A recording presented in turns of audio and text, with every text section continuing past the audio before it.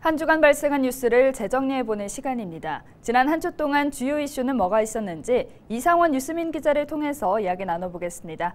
화상으로 연결해봅니다. 안녕하십니까? 네, 안녕하십니까. 뉴스민 이상원 기자입니다. 네, 우선 지난 한 주 동안 발생한 주요 이슈부터 종합해 주시죠. 네, 대구시가 지역 국회의원을 통해 발의를 준비하고 있는 대구 경북 통합신공항 특별법이 공개됐습니다. 그 내용을 살펴보도록 하고요. 네. 당 지도부 선거가 진행 중인 더불어민주당의 대구 경북 위원장 선거 현황을 짚어보겠습니다. 끝으로 수성구가 추진하는 금호강 산책로 조성 사업이 환경 파괴 논란을 낳고 있다는 소식 전해드립니다. 네, 홍준표 대구시장이 후보 시절부터 강조해온 통합신공항 특별법이 윤곽을 드러냈다고요?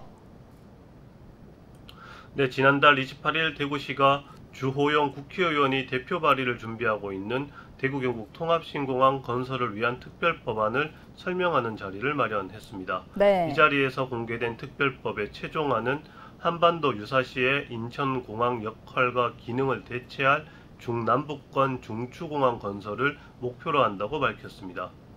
군용기를 포함한 모든 항공기 이착륙이 가능하도록 3.8km 길이 활주로가 필요하다는 내용도 담겼습니다.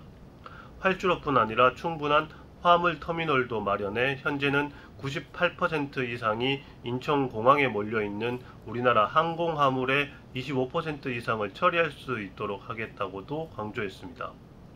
대구시는 이를 통해 수도권 집중화와 지방소멸 위기를 극복할 수 있다고 설명하고 있습니다.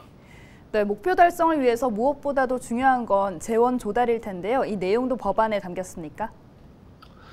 네, 법안에는 통합신공항 건설 사업과 종전부지 개발 사업의 국비 지원 근거를 명시했고 예비 타당성 조사 면제도 가능하도록 했습니다. 네. 국비 지원이 가능하도록 한 통합신공항 건설 사업에는 공항의 이전뿐 아니라 교통망 구축이나 공항도시, 공항산업도시 조성을 아우르는 개념으로 넓혀놨습니다.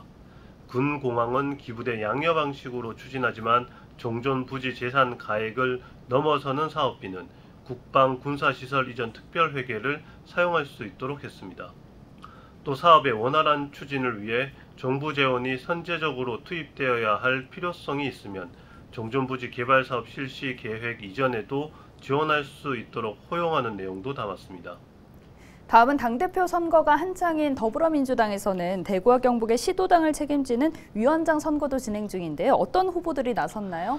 네, 더불어민주당은 오는 6일 대구 경북 시도당 위원장을 선출할 예정입니다. 네. 대구는 김성태, 강민구, 김용락, 권태흥 등 4명의 후보가 나섰습니다.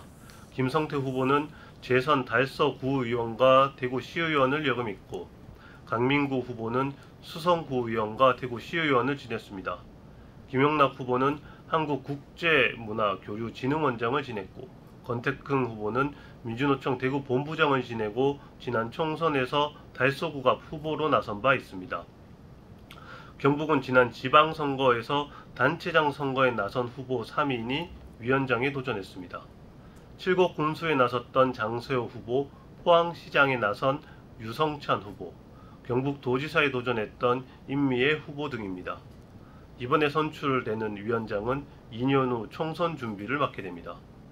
네, 끝으로 수성구의 금호강 산책로 조성 사업이 논란을 빚고 있다던데요. 네, 수성구가 관내 금호강 주변 산책로 조성에 나서자 환경단체가 생태계를 파괴한다며 원점 재검토를 촉구하고 나섰습니다. 네. 수성구는 환경단체 문제 제기를 두고 소규모 환경영향평가를 통과해 절차상 문제가 없다는 입장입니다. 대구 환경운동연합 등은 반야월 습지 일대가 천연기념물인 수달과 삭, 노구리 등 야생동물 서식지이자 이동 통로라며 자연 식생을 걷어내고 산책로를 만드는 건 생태적 고려가 없는 정책이라고 반대했습니다.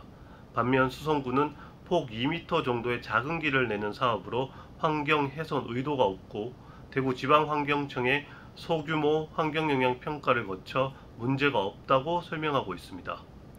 네, 오늘 주간 이슈 점검 여기까지 듣죠. 뉴스민 이상훈 기자 고맙습니다. 네, 감사합니다.